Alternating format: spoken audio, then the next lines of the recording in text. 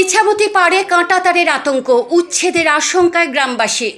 সীমান্ত সুরক্ষায় কাঁটাতার দেওয়ার পরিকল্পনা, কিন্তু সেই পরিকল্পনাই এবার দুশ্চিন্তায় ফেলেছে ইছামতি নদীর পাড়ের মানুষকে।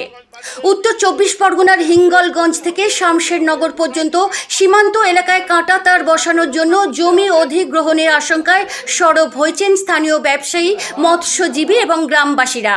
স্থানীয়দের দাবি, ইছামতি নদীর পাড় থেকে প্রায় 150 ফুট জমি অধিগ্রহণ করা হলে বহু পরিবার তাদের বসতভিটা এবং জীবিকা হারাতে পারেন। বিশেষ করে নদী নির্ভর মৎস্যজীবীদের রুজি রোজগার নিয়ে তৈরি হয়েছে বড় আশঙ্কা। এই দাবিতেই মঙ্গলবার শতাধিক মানুষ হাতে প্ল্যাকার্ড, ব্যানার ও ফেস্টুন নিয়ে মিছিল করেন। মিছিলটি হিঙ্গলগঞ্জ বিডিও অফিসে পৌঁছায়। এরপর বিডিও দেবদাস গঙ্গোপাধ্যায়ের কাছে স্মারকলিপি জমা দেন তারা। তবে আন্দোলনকারীদের স্পষ্ট বক্তব্য, দেশের নিরাপত্তার স্বার্থে সীমান্তে কাঁটাতার দেওয়ার সিদ্ধান্তে তারা বিরোধিতা করছেন না।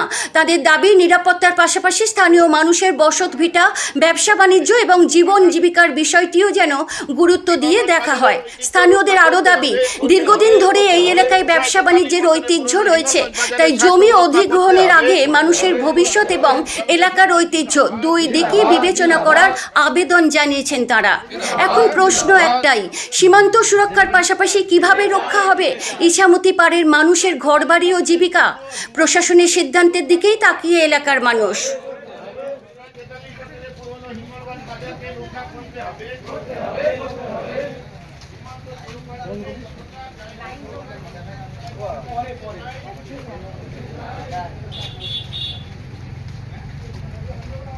চার পাঁচ ফালিকের সম্পত্তি, দুটো ফালি তো ছাড়তে পারে কি, একদিন যতটুকু নেবে বলেছিল ততটুকুই নিক, আর না হয় তো সব নিতে হবে। আজকে কোথায় এলেন আপনারা? আমরা বিডিও অফিসে এসেছি, বিডিও সাহেবের কাছে এসেছি ভিডিও করে বলতে।